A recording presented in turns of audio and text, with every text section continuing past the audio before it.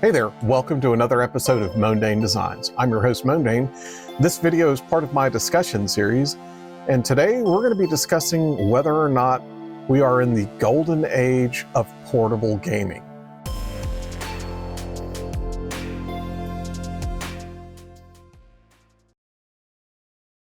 So, portable gaming is something that I kind of grew up around. I didn't really participate in it too much when I was growing up. I mean, I had a few things. I didn't grow up rich, so obviously I didn't get like a Game Boy Color when it first came out and stuff. And I didn't really get, I really didn't get into handheld gaming until I was in college, I think. Yeah, I was in college when I first like really got into handheld gaming. But what I want to discuss here is whether or not we are in the golden age of handheld gaming. And I kind of think that we are in the golden age of handheld gaming, but in order to show where we are and show where we are headed and where we're going, I kind of want to discuss where it all started. And I'm really just going to be handling the generations of handheld gaming and portable gaming with generational technological leaps. So, I mean, we first started off with like the treadmill games, where it's like a physical loop of paper or something like that, where there's like a car running back and forth and everything. And if you run into something that's like glued to the back of the paper, or to the back of the plastic track or something, that, you know, it shows a red light and it's like, oh, look, you exploded and the race car's dead, you know, that kind of thing. And it's just like a physical, like, timer, like a distance loop. And it's all like, some of them were clockwork, some of them were battery operated and stuff like that. And it's still, I still say that is portable gaming. Then we moved on to the LED games, where it was like Space Invaders, and it was just like LEDs that just lit up and stuff. And you just didn't really have multiple games on a system still. You just had your Space Invaders game that took like 9 AA batteries and stuff, and you just sat there and would move back and forth and hit the fire button. And I mean, I have one of those and it's a lot of fun. Then we move on to LCD games like the Tiger Electronics or the HUD games, where you could stick your eyes into it and just take a look. And it was just an LCD panel with pre-configured graphics within the LCD. And you didn't really get to change those out either, but I mean, they were a lot more advanced, and when people started making money doing this, like serious money, they figured out that they could take this to a new level and be a lot more serious. Now, I consider the Game Boy to be, you know, the start of the 4th generation. It was just the basic DMG black and white Game Boy with the pea green suit kind of look. This is 1989. And that thing was phenomenal. It did a really great time of like, it had a really great sense of play. And it was one of the few times where adults started paying attention to things that was portable gaming, because I remember seeing moms in carpool lines with a Game Boy playing Tetris while they're waiting to pick up the kids in the carpool line. And it was kind of a shock to see, as a kid growing up, seeing adults playing video games. I thought that was like, okay, that's kind of weird. But again, it was such a huge leap. Also in 1989, we had the Atari Lynx release. Was it 1990, the Turbo Express released, which was NEC's handheld system. And that thing was amazing, because you took the Hue cards on the whole home system and plugged them into a portable system. That was That was very innovative and very unheard of.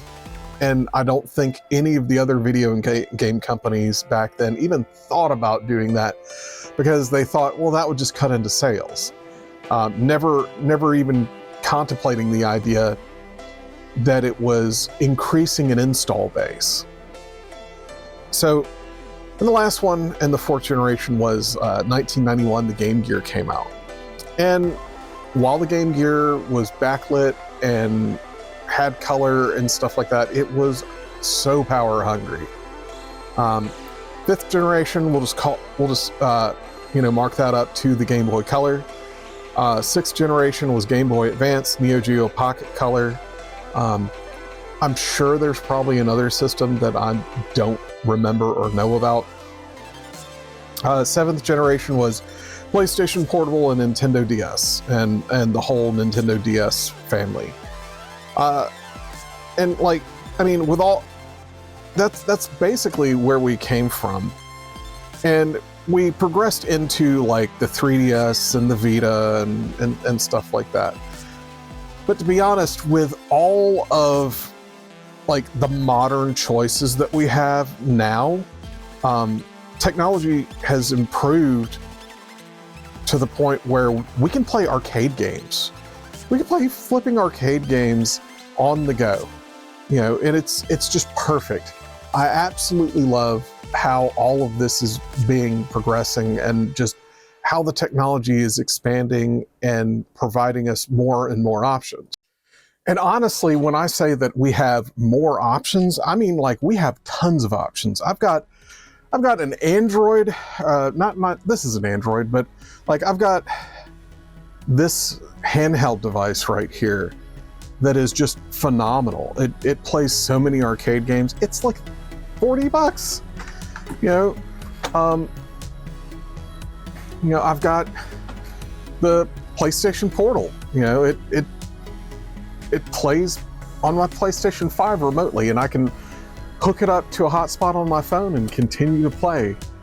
And then we've got like the obvious thing, like, you know, this is my Nintendo Switch. I actually use it in a cracked case, or CRKD case, and it's phenomenal. Like, I love the sticks and everything, but that's not the point.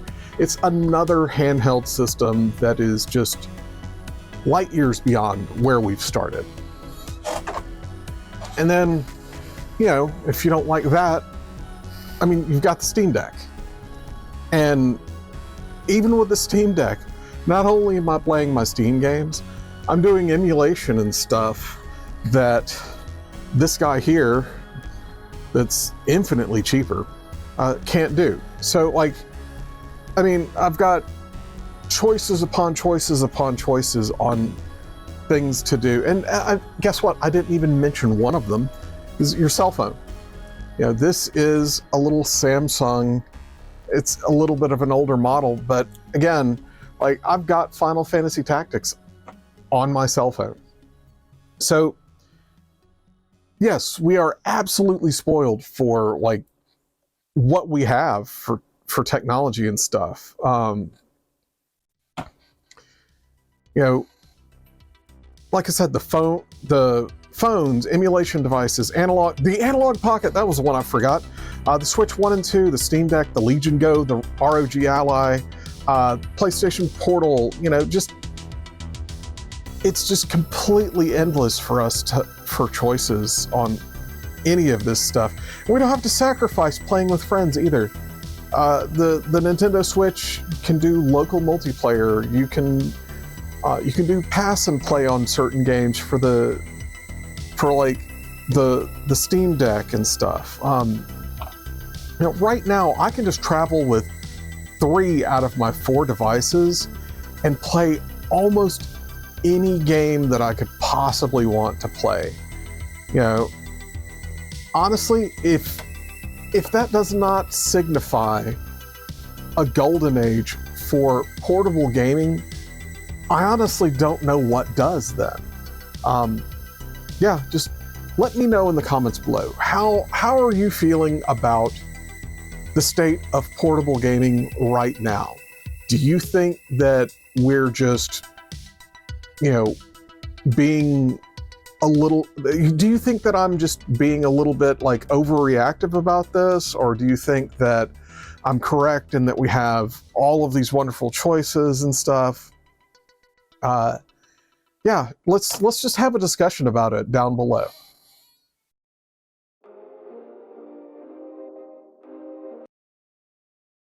And that's it for this episode of Mondane Designs. I'm your host, Mondane, and I hope you enjoyed this episode as much as I enjoyed making it. I have videos on the 1st and 15th of every month, and I look forward to sharing them with you. As always, please like, comment, and subscribe, and have a wonderful day.